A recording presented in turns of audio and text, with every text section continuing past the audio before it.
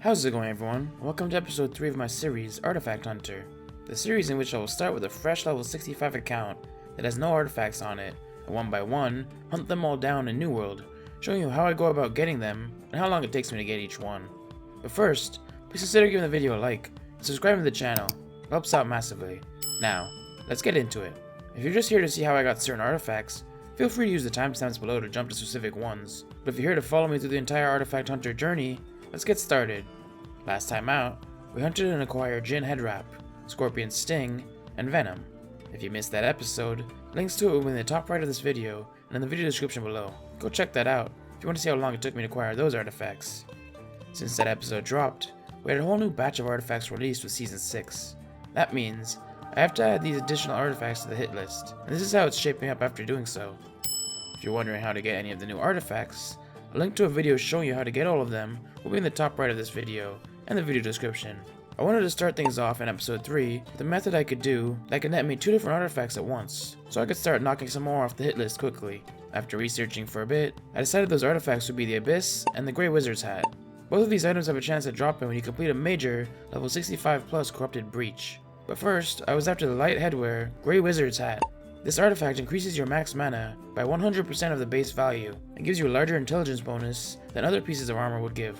Other than that, it comes with some decent utility perks in refreshing and physical aversion with a third perk of your choosing. Overall, this is a very underwhelming artifact for pretty much all playstyles and builds, but I still needed to knock it off the list, and if you're going for a wizard transmog, it's a pretty cool looking hat. I could see some really cool Gandalf transmogs being built with it. To get this hat to drop though, I was going to need to complete major corrupted breaches of at least level 65, so my choices were Reekwater, Brimstone Sands, and Shatter Mountain. You can see on screen the icon you'll be looking for when doing this hunt. They can spawn in more locations than just these, but make sure to hover your cursor over them before starting the breach, and confirming that they are at least level 65, or you won't have a chance at the artifact drop. These are extremely difficult open world events, and you cannot do them solo, so you're going to want to group up. Luckily for me, I saw people advertising in recruitment chat that they were doing a portal run, so I simply X'd up and went with the Zerg from portal to portal to start off my grind. After how lucky I had been so far in this series, I thought this grind would be a piece of cake, especially with 2 chances at artifacts.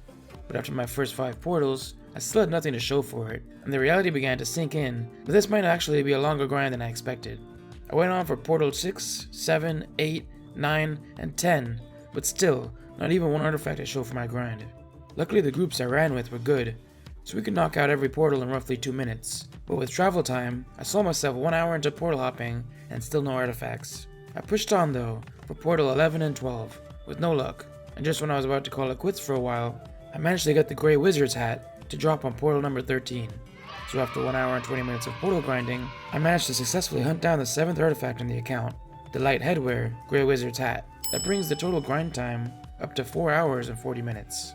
But I wasn't done there. I figured with that artifact checked off the list, it was time to finish off corrupted portals for good, so I went on to the Great Axe artifact, the Abyss.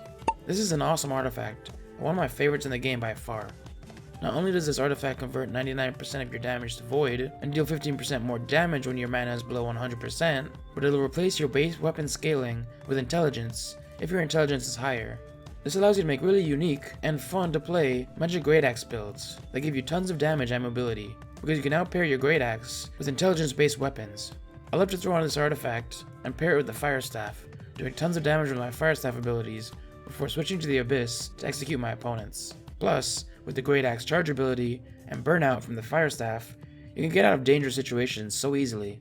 Along with all of that great stuff, you're also given the really solid perks Abyssal Attunement and Refreshing Move, with the final perk of your choice.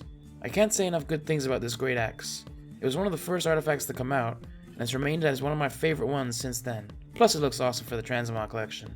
To get my hands on this bad boy though, I was going to need to complete major corrupted breaches of at least level 65, so I was back on the portal grind. My options remained as Reekwater, Brimstone Sands, and Shatter Mountain. You can see on screen the icon you'll be looking for when doing this hunt. They can spawn in more locations than just these, but make sure to hover your cursor over them before starting the breach, and confirming that they are at least level 65, or you won't have a chance for the artifact to drop. These are extremely difficult open world events, and you can't do them solo, so you're going to want to group up.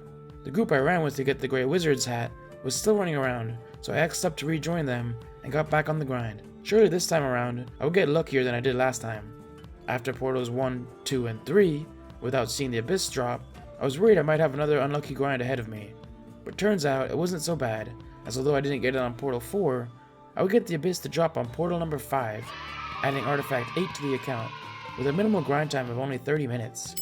I had officially passed the 5-hour grind time though, bringing the overall grind time to 5 hours and 10 minutes. I also got some pretty decent loot from all the major breach caches I got from every portal. I opened them all right at once for the sake of this video, but if you're doing this grind as well, and you have a good stack of the reward chests, I recommend opening 3 a day until you run out, getting those daily coin sacks each day from them. But 18 corrupted portals later, with 2 more artifacts to show for it, it was time to put portals in my rearview mirror for the foreseeable future, and decide on what the final artifact I wanted to go for in this episode would be. Since I already spent a hefty amount of time grinding portals, a lot longer than I thought I would spend, I wanted to go for something a bit easier and more solo friendly. I also wanted to get one of the newer artifacts, and I didn't have any flails yet, so I decided it was time to go after the flail artifact, Power Stone. This artifact has the heavy burden perk, which states if health is above 90%, attacks cause 20% weaken for 5 seconds, with a 5-second cooldown on each target. Then, you're also given the solid perks of Refreshing Move and Enchanted, with a third perk of your choice. Honestly, I wouldn't ever use this flail. I could see some people making some pretty nifty builds with it, but it's not my kind of playstyle, and even if I was a flail user, I think the other flail artifact, Odo, has a lot more build potential than this one. But I had to knock it off the list anyways, and it sounded easy enough to get.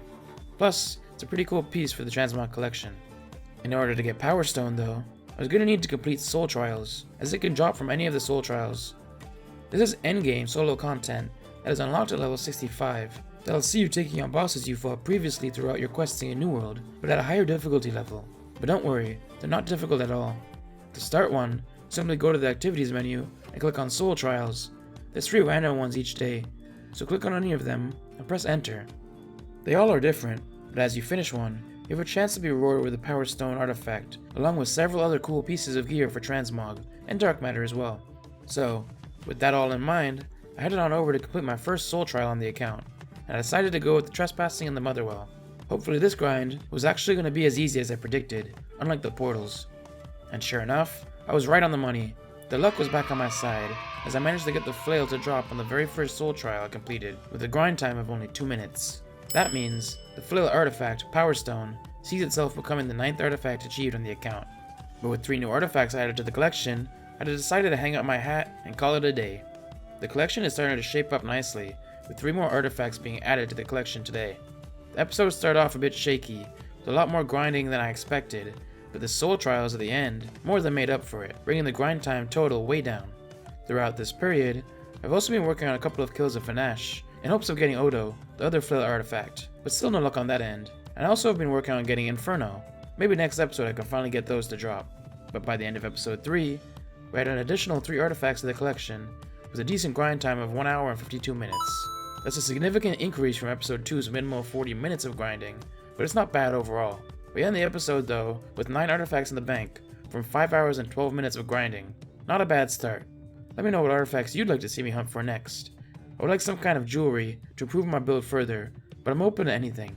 Also, if you've enjoyed the series so far, please consider giving the video a like and subscribing to the channel with notifications on so be notified when the next episode goes live. But until next time, have a good one. Thanks for watching another video, and a massive shout out to all the channel members and patrons seen on screen now. Links on how to become one in the video description. If you'd like to watch the next episode of Artifact Hunter, if it's available, click on the video to the left. Or, if you'd like to learn how to get all of the new artifacts that came out with Season 6, click on the video to the right.